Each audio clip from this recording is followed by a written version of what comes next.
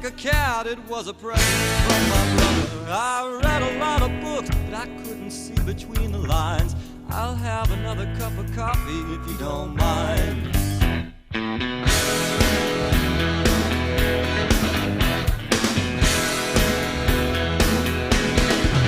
Oh, I'm close to ready. I'm not ready. Oh, he's not ready. In front of the camera. He's not even in front of the camera. But look at my cat, you guys. There's things going on that you can't know about. Look at my kitty cat. Did you go live? You went live without me. I did. You dirty bastard. You went live without me. I couldn't see you. I thought you were there. Good morning, everybody. How's everybody doing this morning? Many times I thought I was there too, and I wasn't. So, you had. How was your Father's Day, Michael? I had a good Father's Day. I was by myself, which is the way Father's Days are meant to be had. I think Did your children? Did you get texts and stuff like that? Yep. Lindsay reached out and called me. Allie texted. Allie didn't want to commit. Allie didn't want to commit to a phone call. Lindsay, on the other hand, she's a caller. Yeah, that's she's cool. The older one, So I was going to say she's the older one. They still use phones. Yes. The younger ones, it's a text or if you're lucky, if it's not what they call it, the Snapchat. So you don't have Snapchat, Dad? Well, you're going to miss your happy Father's Day thing, I guess. I'm sorry. You better get it. Download it if you want to see my shit to you, Dad.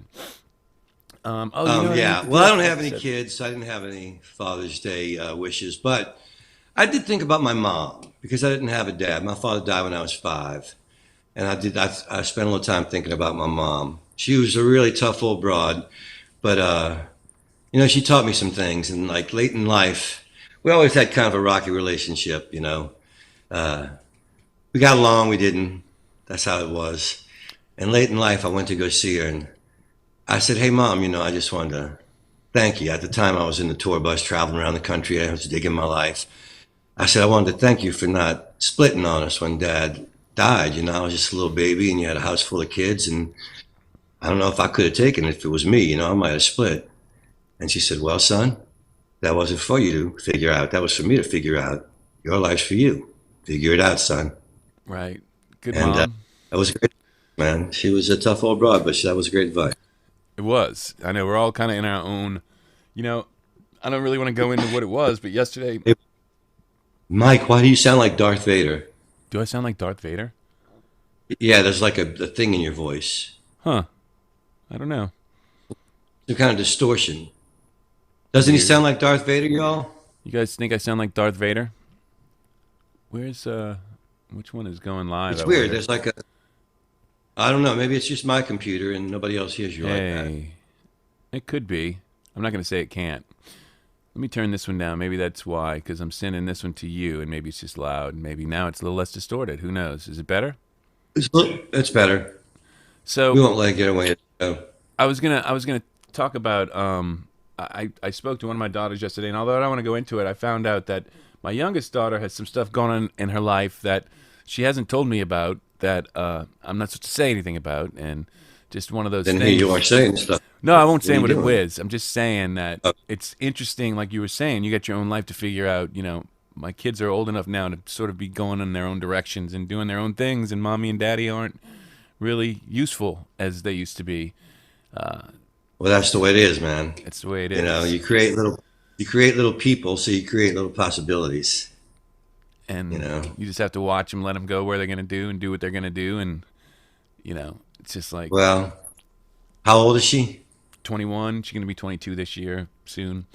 As my mom used to say, she's 3 times 7. Time to make her own life. Yep. And Lindsay's been through. It's just interesting, to kind of be in that situation where it's like, okay, not only I can't say anything. I know it's happening. Can't say anything, and at the same time, I'd love to help, but obviously she doesn't need it right now, so can't help. Just gonna hang out and let them do their thing, and see where it leads. See where it leads. Well, that's a good dad. Be there for her when she needs you, and let her go her way when she wants.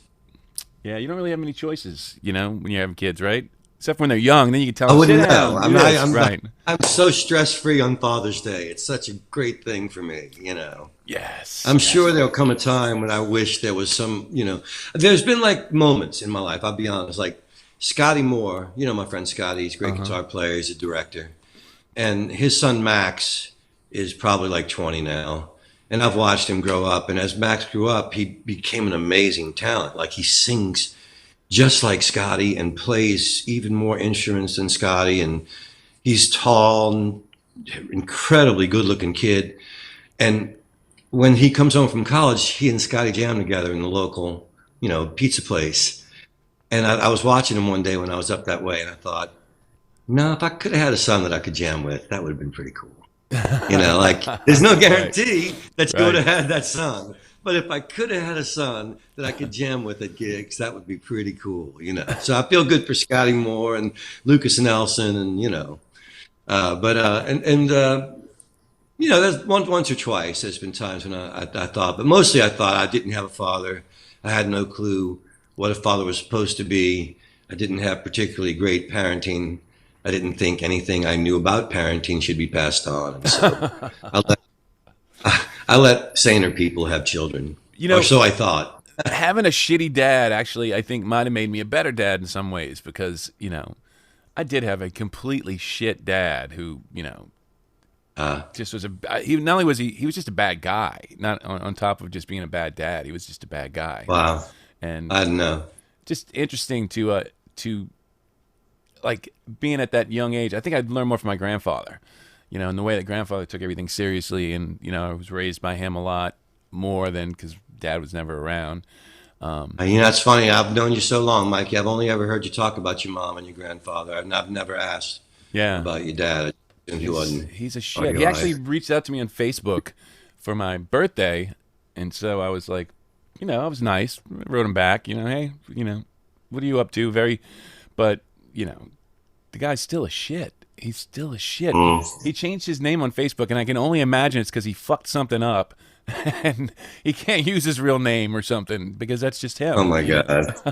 It's just, oh my God. He's just a mess, and I hope you're listening right now, old man, so you can hear what the real truth is. You fucked it all up, man. What's wrong with you?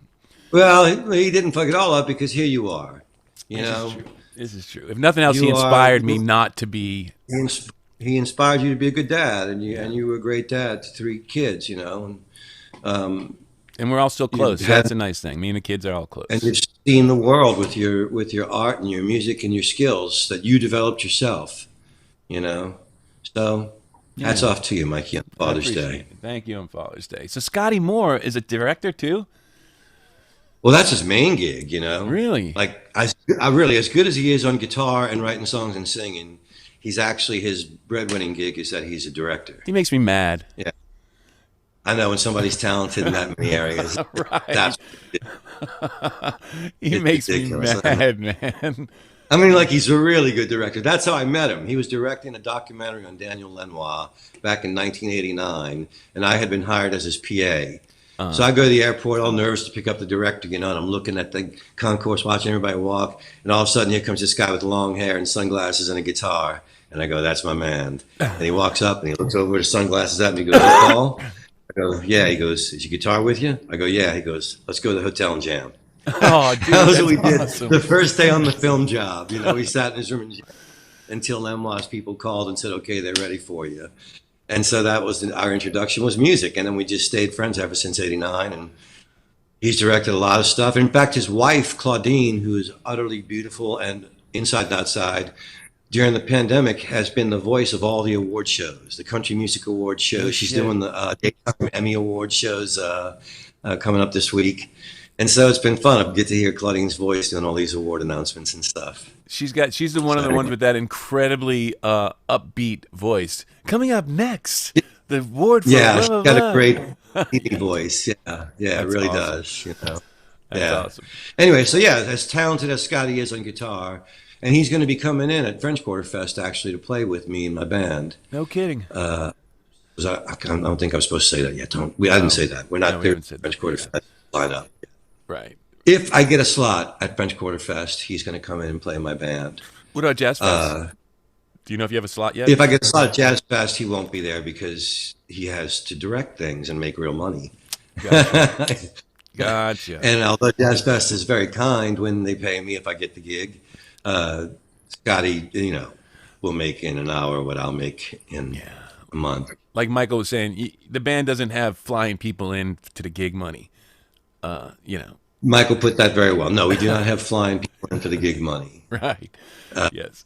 I understand. Because we had that too. In fact, when we were on the road with you guys after Katrina, I remember Brent wanted to come play on some gigs with us. At the time, we'd been doing a lot of gigs without him, so we really didn't need him, but he really wanted to come.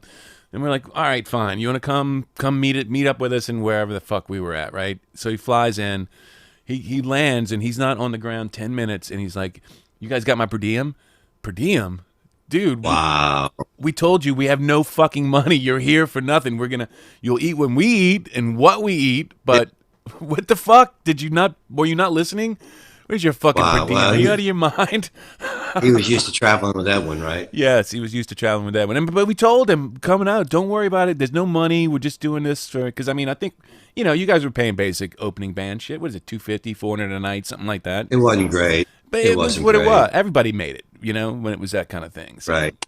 It was just the shit rock world that we all lived in, and yes. So you make enough money to get to the next town, basically, and that was. If you make enough, and there was always food, there was always right. backstage food and booze, right? And occasionally free weed. So you kept on going, hoping for that mighty break. That's right. You just kept on going. Plus, we had fun playing with you guys. You guys were big at the time. Let's face it, we all did it because we had fun. That was.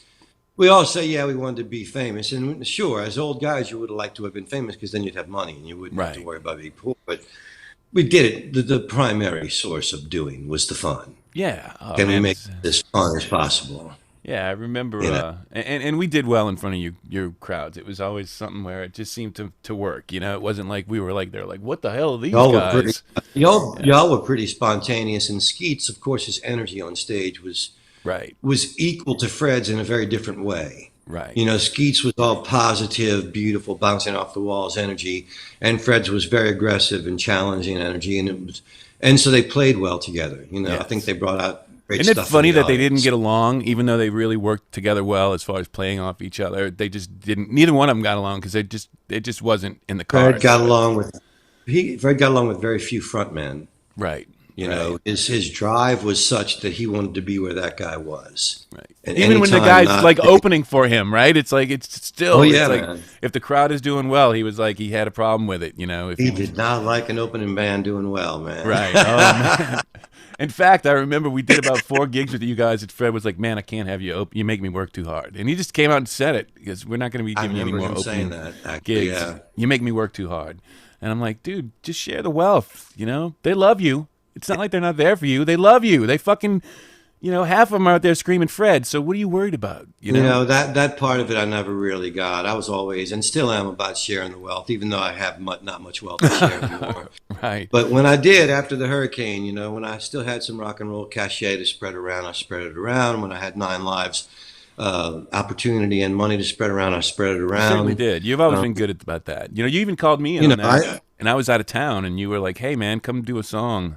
And I think I pulled Billy Goodman in. 9 Lives was a wonderful opportunity for me personally to imprint on my music the people who had influenced me personally and the people whose music had influenced me from the time I was a boy. So it was important to me to have you and Billy Godin and, and Alan Toussaint and Irma Thomas, on the same record. Right. It was important. It was something I was going to. I was always thankful because I really didn't, I didn't know how I deserved to be in the same place with all of these people. But, you found something. It worked. It was something that worked for I needed you and Marilyn Stang. I tried to get Steve Walters, and I don't believe he was available. He was really busy doing scenic work on films at the time. Gotcha. But, even John Herbert. Everybody I could get on there, I got on there. Right. It was Mark Miller and Caleb from Dead Eye Dick. What was great was the vibe. Like when I went down there, because I think I actually went to the studio for a couple of different days when you guys were working on the tunes that I was doing, and Just it's just such a great vibe down there, man. I mean, you guys took it over. You always, you had Matt and all the guys around just about every day, I'm assuming, in case y'all needed to cut something or whatever. So everybody just hanging and moving. It was a song to beautiful song. community vibe, man. It really was. It's one of the happiest times in my life musically, because there was just this frenzy of creativity at which I sat on top of, but at times over which I had no control. It was, But you like that, because dude. I if- mean, right, absolutely. Because I've hired people I trust completely. So there's a particularly difficult piece that Matt Perrine has arranged. There you go, Matt. There's the band and there's the singers. Go do your thing. I'm going to sit here with Mark. And if Mark, who's got a way better ear than me, and Wesley Fontenot, who had a way better ear than me, would say, hey, maybe you might want to ask him this, I'd say something. But I'm sitting in a room with a far superior arranger than I will be in my lifetime in Matt Perrine, and a far superior producer in Mark Bingham and Wesley Fontenot, engineer, than I will be in my lifetime. So I'm going to trust that these people want quality work done because their name's going to be on it. And I'm going to let them do what they think is the best work they ought to be doing. And trust me, nobody is harder on Matt Perrine than Matt Perrine is. yes, right. If he's being hard on a player in a studio in a band situation, it's simply because he demands perfection of his own mind, of his own arrangements. He hears how good it can be, and he wants it to be that good on the record. And that's to be admired. He's, of all the things I've done in my life, I will never regret having Matt be the guy who arranged Nine Lives, because he's a huge part of what makes it so special.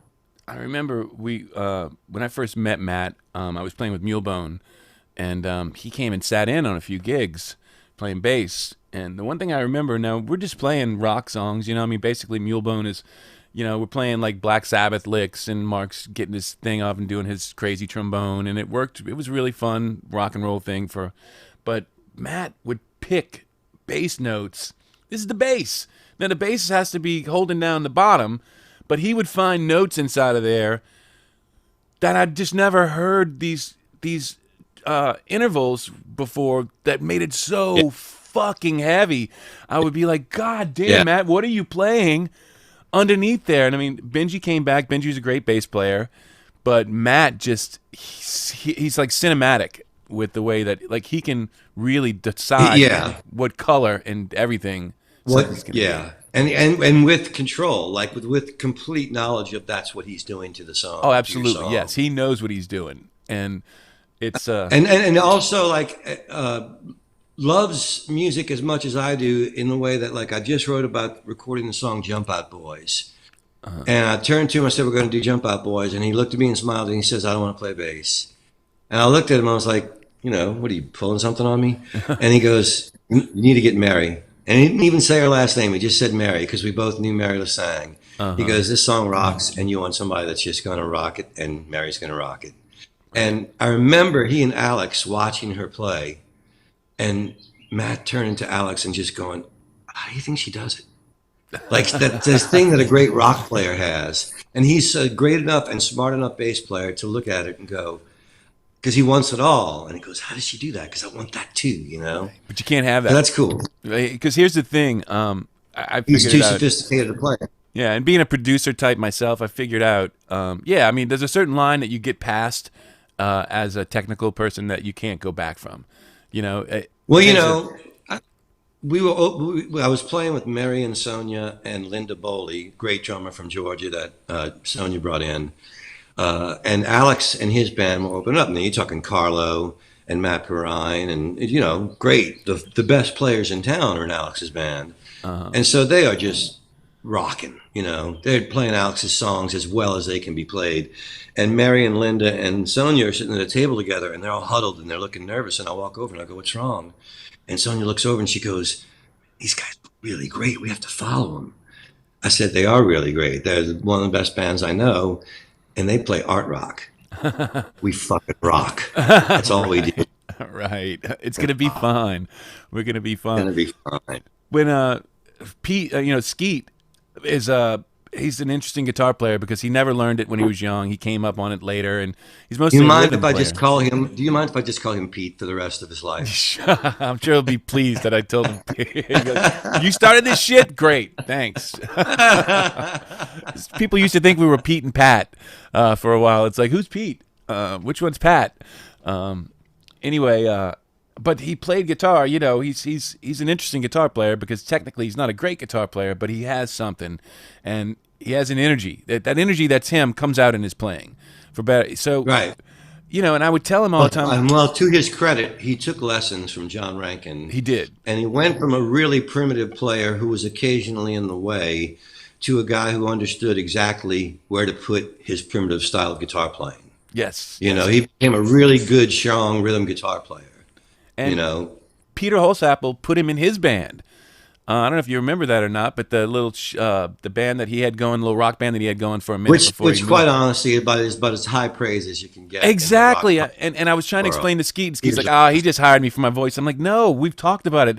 He hired it for that fucking punk rock guitar sound that you have as well. He wanted to have that energy in his band. He wanted that abandon that, you know, and Peter's one of the guys who magically can still have that fucked up funky sound while still having complete control over it. He's like one of the few players I've ever met who can still He tap has into a that. he has a symphonic understanding of how power pop punk should sound. And he can make it work inside of And he can make it work. Whatever the instrumentation is, he can deliver. It's an amazing thing. He's got one of the most sophisticated rock pop musical minds I ever had the pleasure of working with. Same here, man. Peter is definitely. He helped us arrange our last record. We went and met with him, and he picked the songs. Yeah, he picked the songs, and then we went. Oh, look at this! Skeet doesn't even realize he has fans. I'll have to let him know. He won't believe it. I'll have to take a picture of that, Shmoo, because he won't believe it. Yeah, sure, they like me. I don't believe that, but hanging out with him, and it was that guy Joe Tullis who just died. We were at Joe Tullis's house. Yeah, Joe was a good guy. Joe was a sweet Talented guy. and just a good guy, you know. Yeah, he was always, and you know, we had just started working together, and then he was feeling great. He had gotten over his illness or whatever, and it just fucking kicked up within. I think it was July of last year, where suddenly, within 3 weeks of having talked to him and met with him, suddenly the cancer was like shooting through his body wildfire. He only had a few. And I didn't know. I saw him at the last Waltz, ironically enough, performance. And he was so elated to be back in New Orleans, to be home, and he was happy to be amongst his fellow musicians, and asked if I wanted to play together. And I remembered how much he and Griff loved each other, and I didn't know anything was going on until then. He was just gone. He was like as happy and bouncing off the walls as a guy could be to be back home in New Orleans, and then he was gone. And then he was gone. Here's to him. Yeah. We got together before, and he had played a few of his songs for me, and because we were going to start writing together. And fuck, the guy was so good. You know, I just. It really was. I didn't always realize he was one of those guys that I felt like his records weren't as good as he was. Like you get him in a room and you're fucking. You were blown away. also a little young for his band Big Sun, weren't you? Yeah, I was. Yeah, you were a little young for Big Sun, and they were really great. They were like on the cutting edge too of that country rock thing, that became standard stuff. Yeah, some of those guys went on to become Squirrel Nut Zippers. Some of the guys in that first Big Sun man. So yeah, he was. Yeah, in the so he was really an innovator, and great. And guy. he had the rock and roll thing too. I mean, it was definitely all about rock and roll. It was, well, as Mary LeSang has said, and I've quoted many times, learn the song, learn the song. Let's play the song. Let's play the fucking song. Did I tell you about this first time I met those guys, Dingo 8 guys? And we were recording. We might have talked about. They just lost one of their circle of. She wasn't in Dingo 8. She was in the Proud Marys, the woman who was murdered, Portia. Recently, I don't know if you saw it on the news. The social worker who was stabbed at 7:30 in the morning going to work. That was her. Was also a fantastic percussionist and a huge loss to the musical community, and a dear friend of Mary LeSang and Whitney McCrae, great singer from the band. Anyway, sorry to bring you down. Yeah, she was a lovely lady. That sucks. Yeah, New Orleans has been getting a little crazy, huh? With some of that. Well, it's hot, and the pandemic has made people desperate for money, and drugs are still there, man. And if a guy's up all night and he's Jones, and he's going to do what he's going to do, and that's not his problem. It's all of our problem. You know, we turned the mentally unstable and the people with drug problems on the streets, and there should be a way for them to get help. If it's a wealth tax that existed before Reagan, and takes care of infrastructure and homeless people and mentally unstable people, maybe that's the way to go. Maybe Jeff Bezos, who didn't pay any taxes on his 800 billion last year, could help change America. You know, I had a I'm thought. not saying it could be. I'm not being political. I'm just saying if one billionaire, that one, let's say, or Elon Musk, either of the billionaires paid their taxes instead of not, then maybe there would be less homeless people and less I'm mentally going to take it unstable a people. step further and go like even beyond taxes. Let's just go to what they pay people. Like it suddenly occurred to me that I mean, you know, one of the reasons why our GDP doesn't go up more than 2 or 3% is because our wages don't go up enough to bring the GDP up. You know, Ford used to say, "Pay your employees and they'll buy your products." Right? I mean, that's how you keep. That's Right. you know, Right. raises all boats. You know, the rising tide raises all boats sort of mentality. Well, Yeah. nowadays, you know, these guys not only did they figure out how to scheme out of their taxes, but they figure out ways to not have to give their fucking people money. Yeah.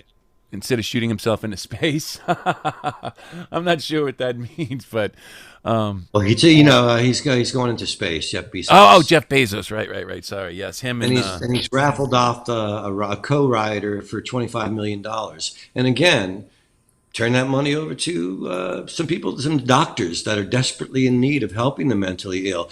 There are doctors out there who really care, who really want to help, who would love to and help. they lack funding to do so. Would love to help, Right. and lack the funding to do so. I think they could go to So these companies and sort of put like sort of say a 50% tax, but say, look, this is the way we're going to do this, right? So anything, say the raising in tax, you know, taxes 15% on companies higher than what they're paying now. But if you pay your employees, that works against the 15%. So you could take that money now we're off into and give it to your fucking people. But I'm just saying, we're off into areas that we I know, promised each other we'd never go into I because people know, are just you're right, you're yeah. right. But I'm not talking Republican or Democrat. I'm No, saying me like, either. I'm just talking hey, about as let's a be a theme. cool human, you know. Let's be a cool human and share because I have more than I'll spend in my lifetime, and there's a guy who hasn't had a bath in a year. So let's change that. Let's You change that. know, Yes. let's just be cool. You know, in fact, I'm gonna go back to one of my favorite philosophers in Bill and Ted's Excellent Adventure. When no, it's in Fast Times at Ridgemont High. When Sean Penn has to pass his history test, Uh-huh. he's studied all year and he's mostly smoked weed, but he gets in front of Ray Walton, the teacher, and he's totally expecting him to fail. And he goes, "So you ready, Mr. Spicoli, to present?" And he goes, "So what Jefferson was really saying was, we left there because they weren't cool, because we wanted some cool rules. And if we don't come up with some cool new rules ourselves, then we'll just be bogus." Right. So the thing is, if we're not cool, we're just be bogus too, you know? I If we're agree. not sharing the wealth, then we're just You got to bogus share the too. wealth. It really comes down to that. You know, I agree. I just think, you know, capitalism is fine. I get it. I'm down because I want to have things, nice things too. I want to earn them. I'm fine with that part of it. But let's just figure out a way to make it more equitable. There's got to be ways to do it. Well, I think that you've proved that capitalism won. Let's just give it Yes. the big trophy and say, yes, you won. Now let's be decent humans. Let's be capitalists who are also decent humans. All right, let's see. More Skeet and Alan Doyle, Great Big Sea, and Fred clash like Oh sodium and water. boy. True or false?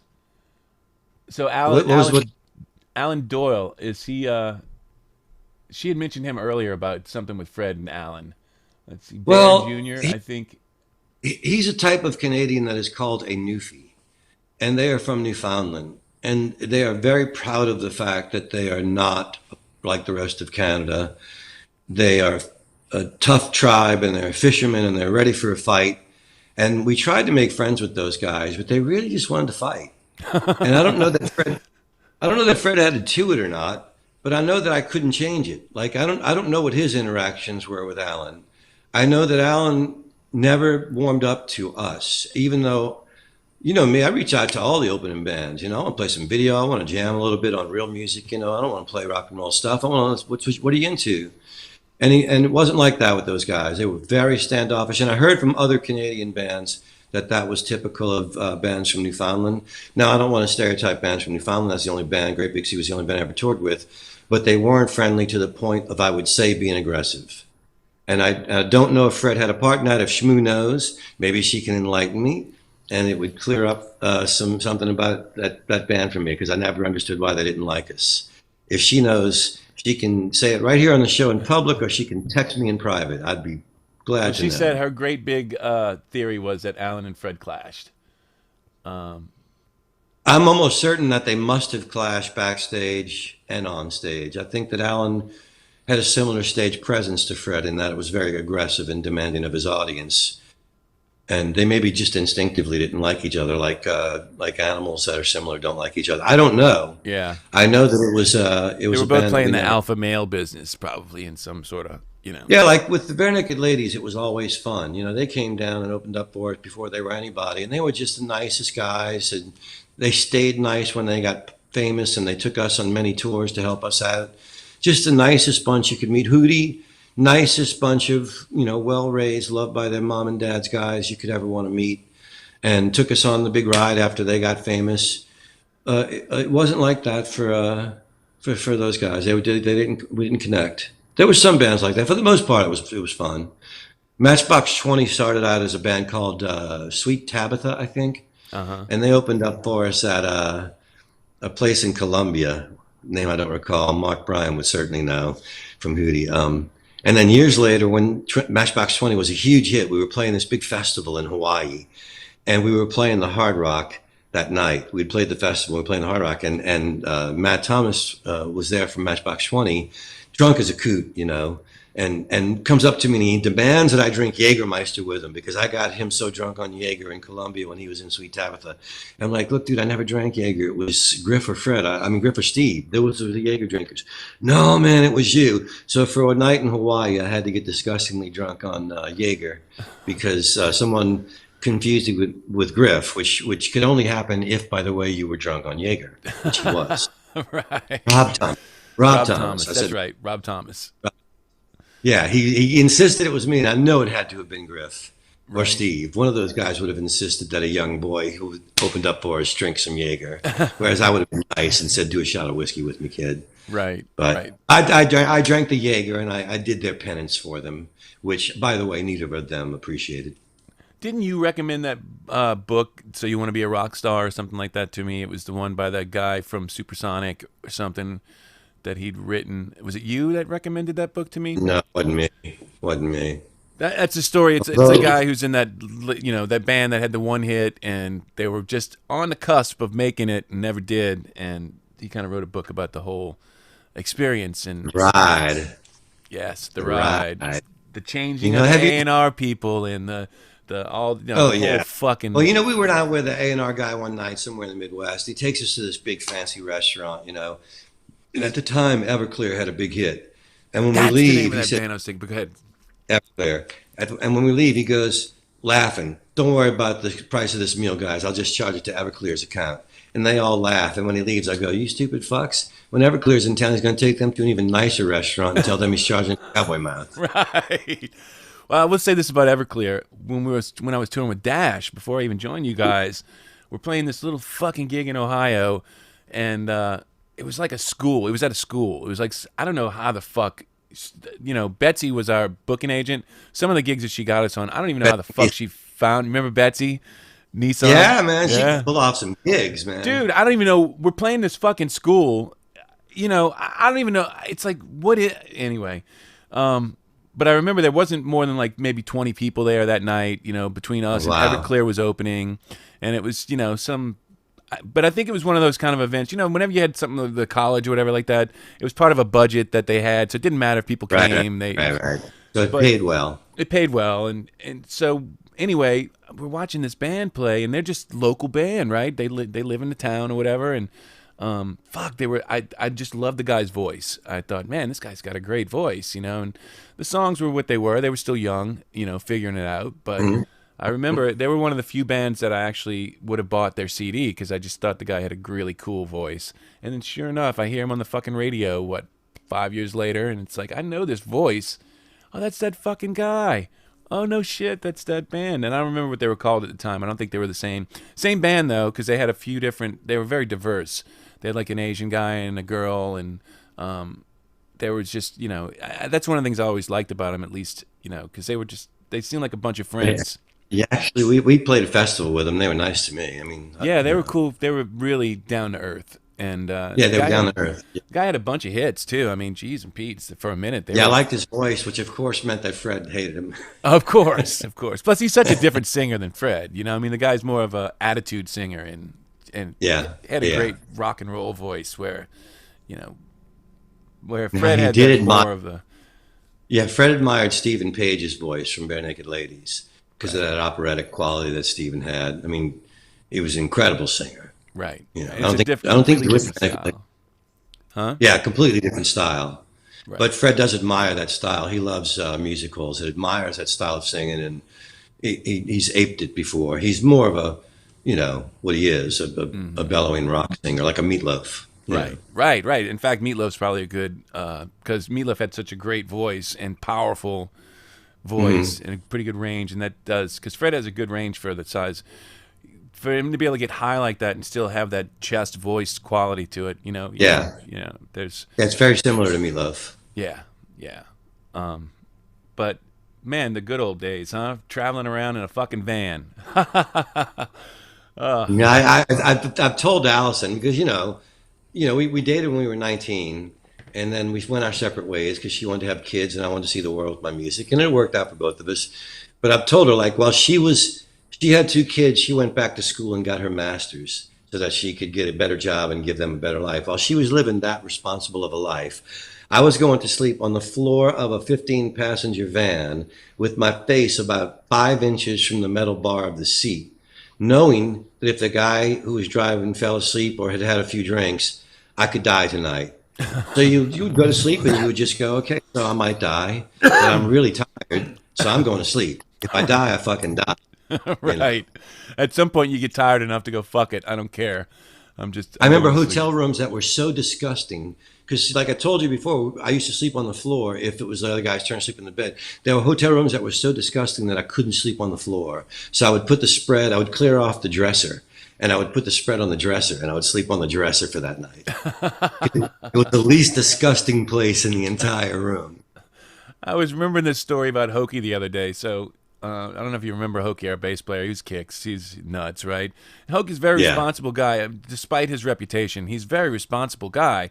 And most of the time when he was drinking, it's an act, I mean, he's playing the game, right? He pulls it back like he's doing it. He's not drinking. He's just blowing bubbles into the fucking thing, just making it look, right? But if we had a gig, like when we had to drive that night, he'd drink. Because he didn't want to be fucking egged into driving. So he would be 3 sheets to the wind by the end of the fucking gig. So that was the only time that he would really fucking drink hard, would be on those. But then you're driving to the next thing, and he would turn into this crazy person sitting next to you and just start saying things like, how many times I've thought about being dead, Mikey? I think about being dead all the time. In fact, and he'd pull out a gun, and he'd start being like, you see this gun here? I think about guns all the time. And he'd just start waving it around. You're like, dude, stop. Whoa. And he put it out the one night we're driving through Virginia, and he just starts shooting off into the air, gun into the air. And just, all of a sudden, I'm driving. I didn't even know what was going on because I thought he had fallen asleep. I'm driving. I got my headphones on. All of a sudden, I hear, boom, boom, boom. What the fuck scared the shit out of me? He's just smiling at me, going, I'm killing something. I'm sure of it. And it's just like, dude, what the fuck is wrong with you? I remember one of our first big gigs was like 92, the Rock for the Redfish benefit at Tipitina's. And we were one of the opening bands, and Dash was featured. And right before I went on, somebody got me high, and I'd never smoked pot before I played music before. So I was going down to play I was coming up from playing, and Dash was going down to play. And I'm saying to Fred, that's the first time I ever played when I smoked pot. And Hokey was walking past me. I go, that's the first time I ever played when I smoked pot. And he looks at me and he goes, Ooh. Right. That sounds so like Hokey, man. I loved Hokey. He really was a kick. As much of He was a kid. as much as Bill, I wouldn't have been with him that long because Bill really was an insecure, very difficult person to get along with at times, and if it wouldn't have been for Hokey, and then Chris Luckett's just a sweetheart. He was just, he was just a big dumb ox who'd just be like, "Hey, what you guys doing? Want to smoke some weed?" And so, yeah, sure, Chris, we'll smoke some weed. In Bill's case, I think there's a price to pay for being as brilliant as he is. Yeah, Because the guy's an incredible writer, incredible songwriter, and an incredible player. And I don't think you get to be that good at all those things without losing a little piece of your sanity. And so if he was insecure, which I didn't know about him until you just said that, then that makes sense. Springsteen's insecure, for fuck's sake. right. You know what I mean? And there's not a more famous rock star in the world. And Bill's of that caliber. He's, my favorite Bill story, he probably is sick of hearing it, but I used to do an acoustic night at Jed's, and he used to do it. We used to like trade sets. And I remember I had a set the night after his grandfather's funeral. He'd come home from his grandfather's funeral, and he had written this song on Dash's first record called Big Daddy Like Whiskey, Yeah. which is a big rave up. People love that song. It's a crazy rock song.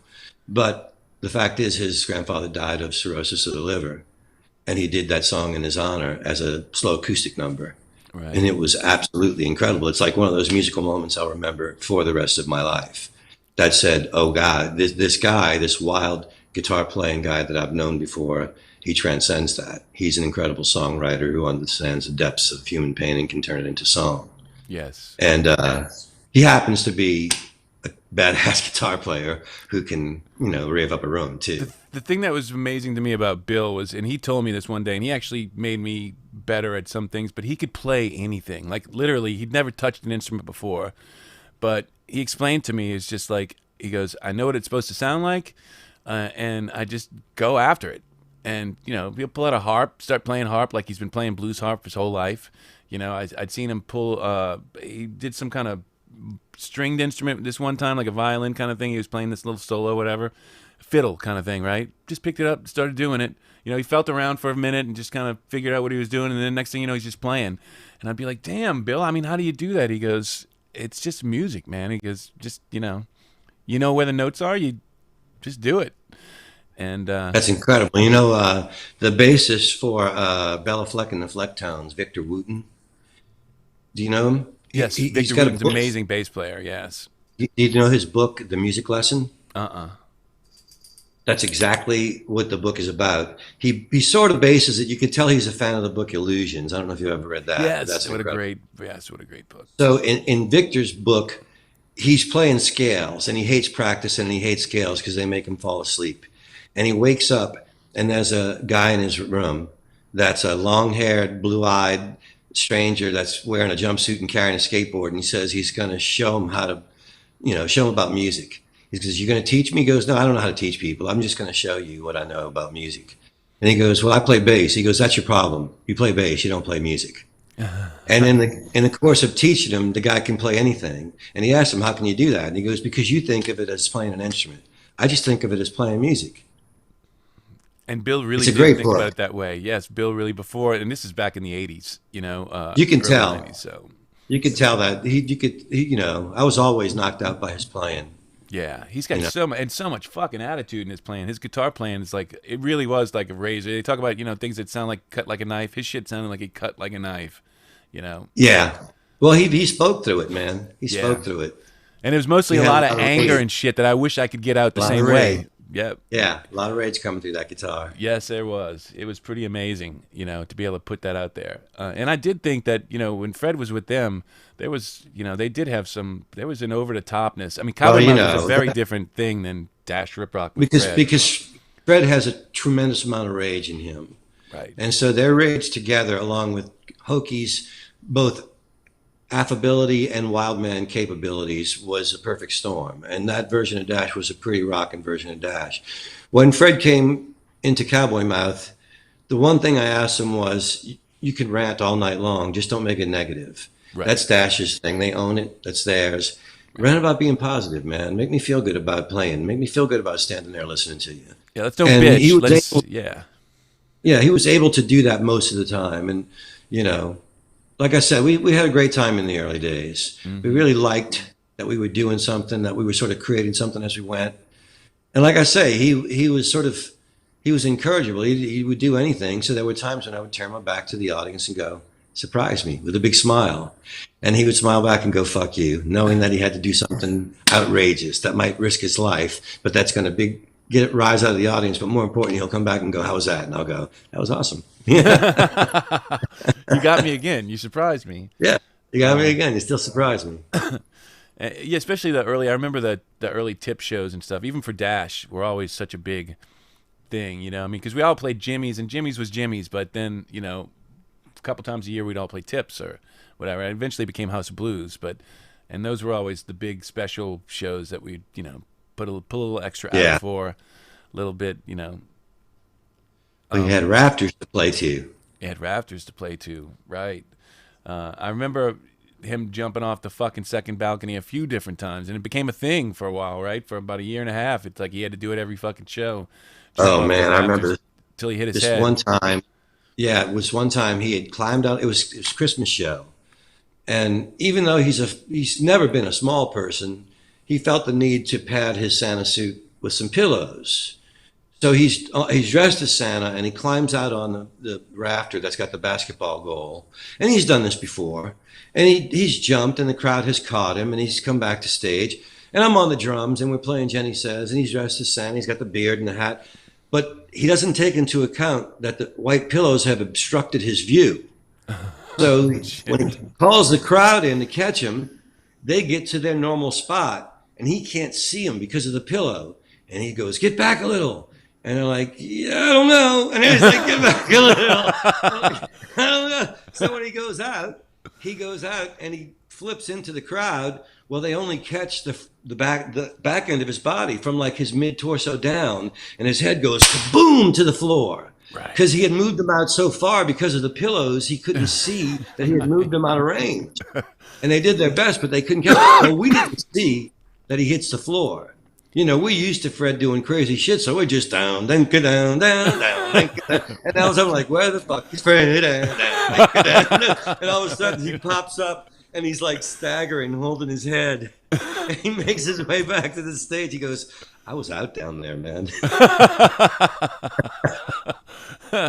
I remember one of the gigs we played in Slidell when I was still with you guys. It was this little bar or whatever, and they had those I-beams, those metal I-beams, and he was running across the bar, and he caught one of those fucking I-beams like this, knocked him flat on his ass, blood's pouring out. Blood. He was out for a good minute and a half. The audience was horrified. Yes. The audience was horrified. And he When was he got out. back on stage, he had blood dripping down his face, and people were like, oh.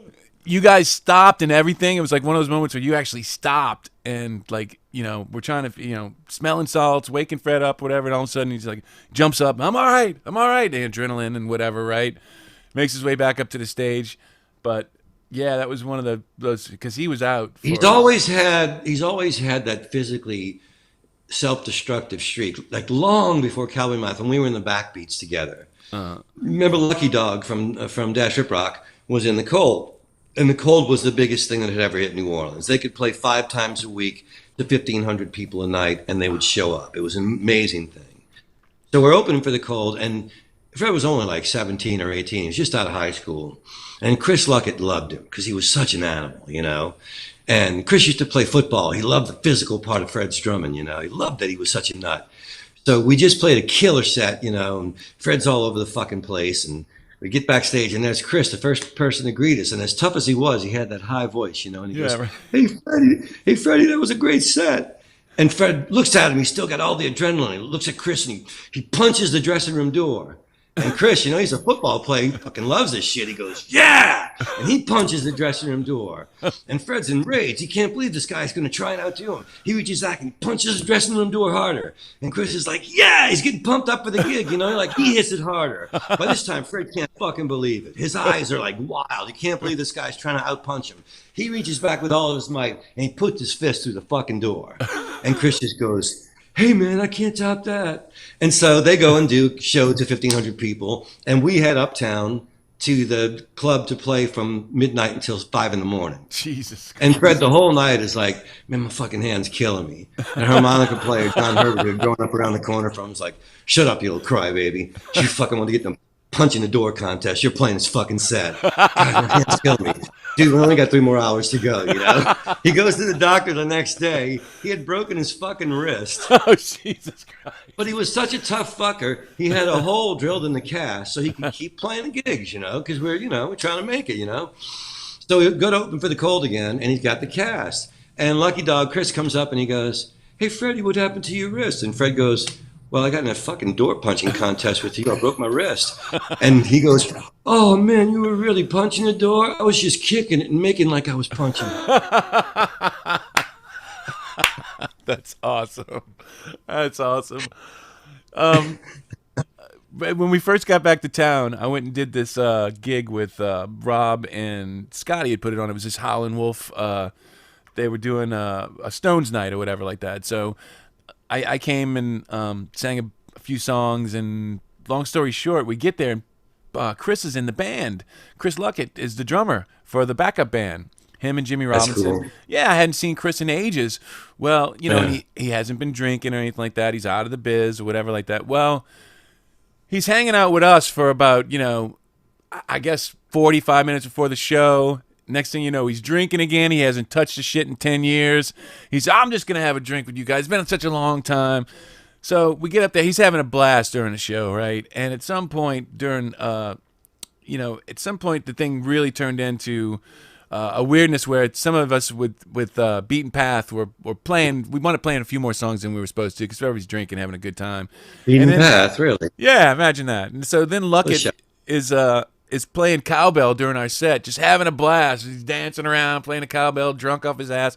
Falls off the stage onto the monitor desk, lands on the fucking, you know, on his ribs and everything else, and jumps up. I'm all right. Jumps back on stage. He's having the time of his life, whatever like that. I heard he had cracked a rib or something like that. Oh my God. Next day, it's like he comes back into the fold for just a night.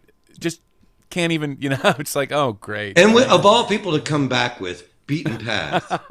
It wasn't. For those of you who are fans, and I believe Shmoo was a fan, the first 2 sets were Beaten Path. The third set was always Drunken Path. Right.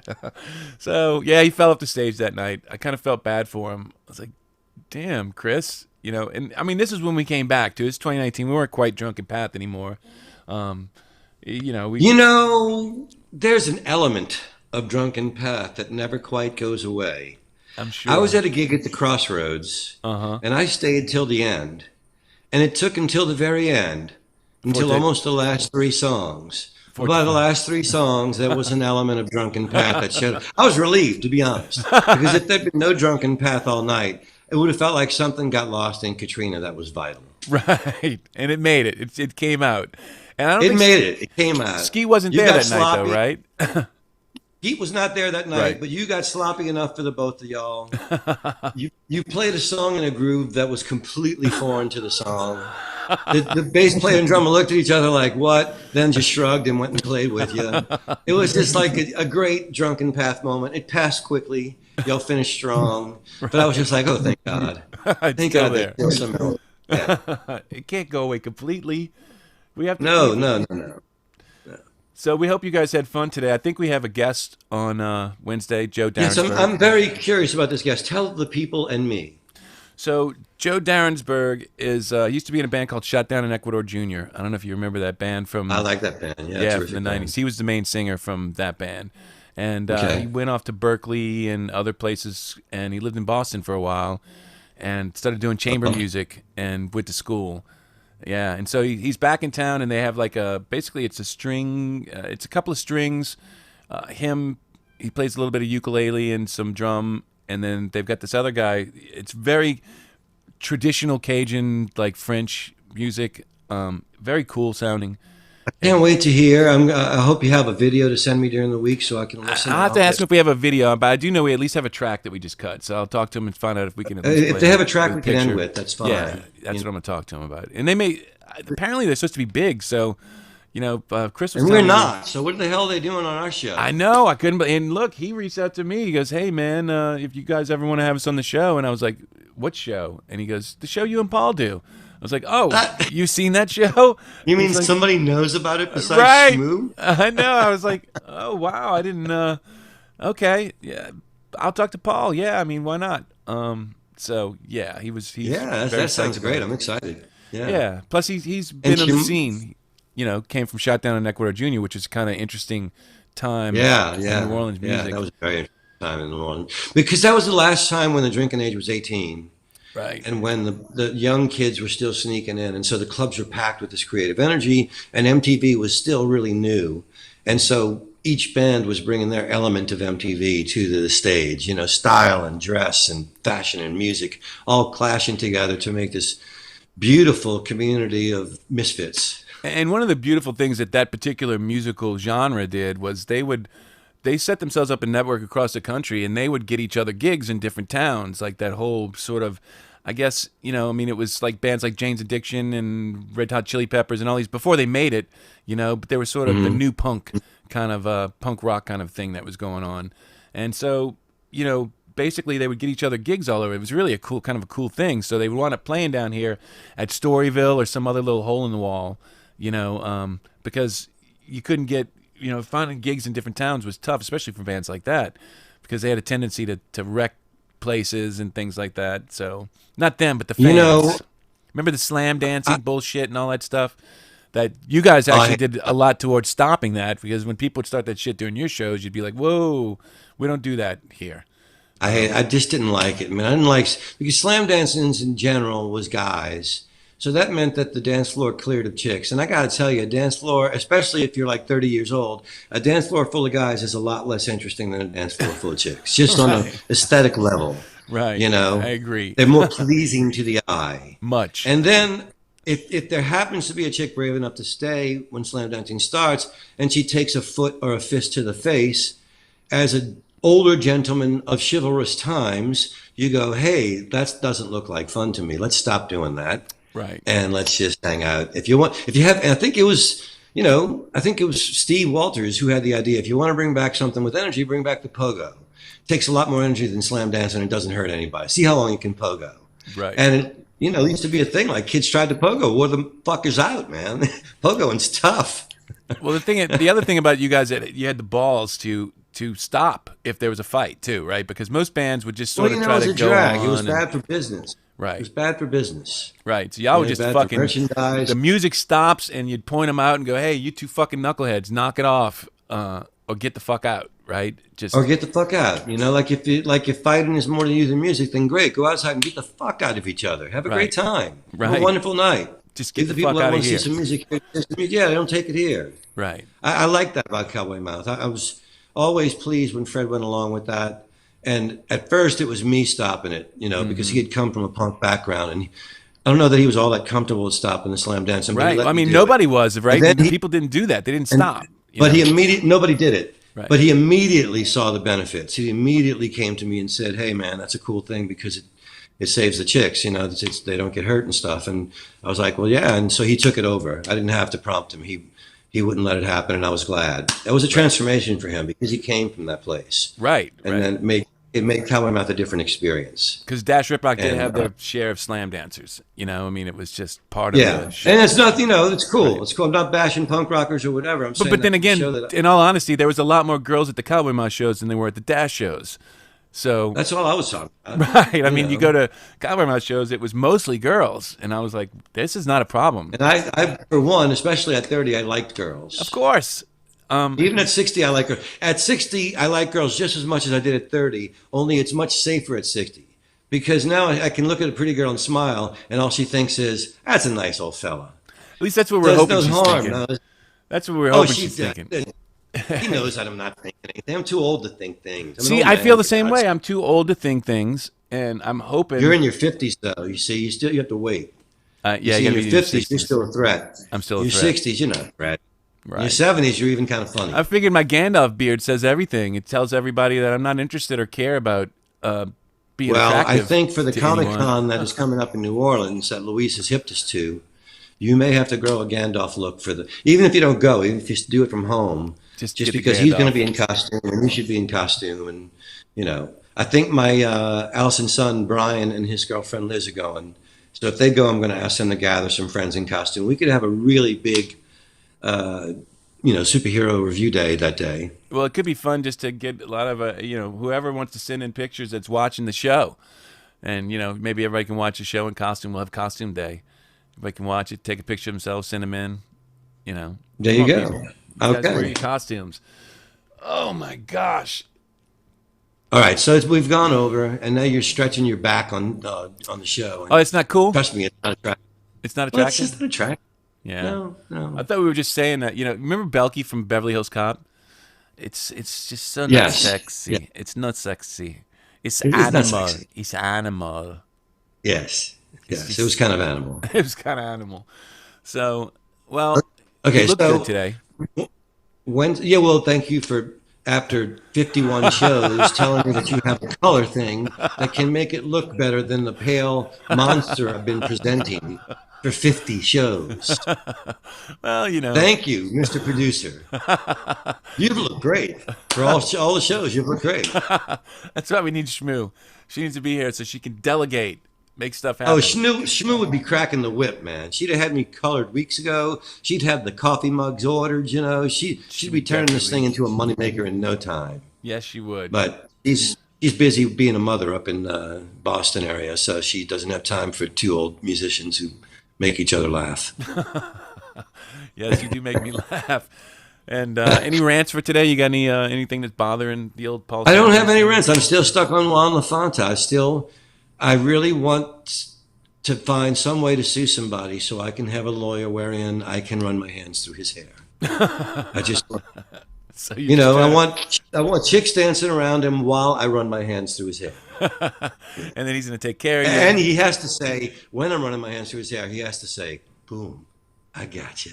I got I you. mean, don't you want a lawyer who can do that? Fucking hey. Come on. I don't know where you are in the country, but if wherever you are in the country, look up the Juan LaFonta commercials, and there's people dancing sexily, and there's this guy with long hair who you assume is one of the sexy people, but no. Look in the lower right-hand corner. He used to have short hair and wear a suit. Now his shirt's open. He's got long hair, and he's going, boom, I got you. Well, I just wish I would. that's the lawyer for me, baby. That's the lawyer for me. I want to go while he's testifying in front of the judge. I want to go up behind the judge and rub his hair and go, boom, I got you. I just wish I I would want have the had a judge to lawyer who feel wasn't love. worth a shit. You know what I mean? Like if I'd have just had a good lawyer, it would be in a different place right now. I'd probably be, He might have been the guy, He might have been the guy. He could have gone and had people rub his hair in front of the judge, and the judge would have been like, wow, people rub his hair. He wins. Yeah, I should have got that. I should have got him. I should have got him instead Yeah. of some guy who couldn't pull it off. Bastards. Or you could have had Ed Womack, who would have put the noogies on the judge until he gave in. He'd have been like, He "Hey, had all kinds of ways. what's that saying go? You got the Womack. You got the Womack. He Womacked. Put the Womack on. the That's Womack noogies. In my mind, it's noogies. I don't know what it actually is. But in my mind, it was noogies in grade school. It was wedgies in high school. And it's got to be some adult version, some professional version of noogies and wedgies. Right. So I guess we made it through the hurricane or whatever that was this weekend, huh? Oh, there was Tropical Storm Claudette. And the scary thing about Claudette is that she was just a tropical storm. And there was flooding and tornadoes and damage and death. And so please take it seriously and run for your lives if you hear one's coming. I hear friends that say, oh, I wouldn't live in New Orleans as hurricanes saying, well, yeah, you can keep your blizzards and you can keep your earthquakes. You don't have much time with that. I got 3 days notice. That's all I need. By the second day, I'm packed. By the third day, I'm on the road. Yes, we do have a logo, Amy. Did you see that? She says she's got coffee cups. She'll order the coffee cups. We have logos. Well, I mean, the Look, logos. we got an entire team out there somewhere, Mikey. We could probably print at least 12 cups that would sell. At least, I think. Of course, if you count the ones that we would have to give away to people, then maybe they're 4. yeah, so 4 or 5, something like that. Amy, it's funny because I do know that there is a process to doing this, and I'm sure it's not very difficult, but I haven't. I have to tell you, after 30 years of playing music and trying desperately to get people to listen and to come to shows and to buy merchandise and hoping and praying and being disappointed when it didn't work out, to have a show where I don't really know or care how many people are watching is so fun. Right. It's like, I don't know who's You care watching. less. I love this. There is something about this. Like, you don't have to look out into the room and go, oh, so, look how many people They're on their showed cell up today. phones. Yeah, They're on yeah. their cell phones. But see, now Fucking we want hell. them on their cell phones, right? This is like, yeah, they're on their cell phones. Hey, Very confusing. Yeah, yeah. maybe that could be one of All right, so our logo things. we're over time. Let's Yes. move on till Wednesday and do it again. And we'll do it again. With We'll have the guest- Joe here on Wednesday. And looking forward to another fun week. Weren't we supposed to be watching something this week for Friday? Oh, yes. Lois and Clark. The new Loki. Lois and Clark, I haven't started yet. I'll have to get started today. Me either. But I've been All working right. on that film. So Paul saw the film, the scene that I did. And hopefully by the end of the week, I'll have it finished and I'll put it up. In which we both voiced characters, but somehow Mikey's character got Mikey's face. My character is just a voiceless guy in a control room somewhere. Just a guy. In fact, my wife, after listening to the scene, went, "Oh, you were a part of that?" Did you really? Oh, no. All right, so we'll film your shots then. We'll No. The greatest actors are content to be the behind the scene. James Jones as Darth Vader. There you go. You know what? I just realized something. I do have you on video. I just thought of a way that might work. I often consider myself a James Jones type. Yeah, you just gave me an idea. I got a way that I can make that work. I just figured something out. All right. So, All right. I got some. So we got to at least see him once. I mean, if it's going to be Detective once. Dillard, you could at least see him once. See what I'm saying? Yep. If the Detective Dillard's legacy is to continue in cinema, it has to be proliferated in every way. Not just a voice actor. I don't even know what that you sentence. do remember that I told you it was mostly a voice acting, or it was a voice acting thing when we recorded it. I said, you're just a voice. Yeah, but you did remember that I told you that Carl Palmer told me to always push for more. Professional actor. That's what it is. Always push. You're your own best agent. You're great at this. We got to have him on sometime. Oh, I would love to. Yes. We'll be getting around to some more friends. All right. Sorry, guys. We did go late. You guys, thank you for hanging out with us again today. And we're going to All play right, we'll see you Wednesday. We'll see you guys Wednesday. Take it easy.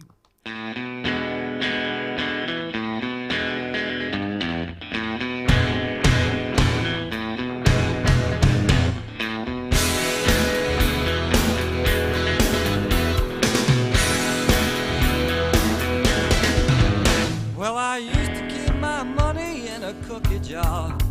It was shaped like a cat, it was a present from my brother. I read a lot of books, but I couldn't see between the lines. I'll have another cup of coffee if you don't mind.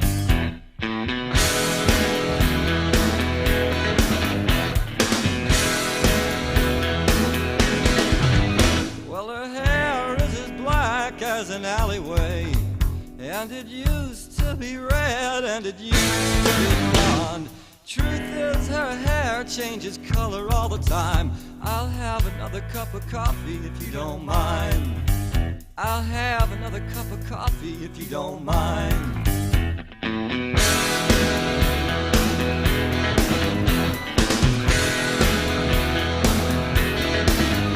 Well, I'm staring at her shoulder, but it's not what I see when I hear two fellas fighting in the booth across from me. So I wipe away the ashes from an empty kind of seat, and I wished I wasn't homesick, I wish I was asleep.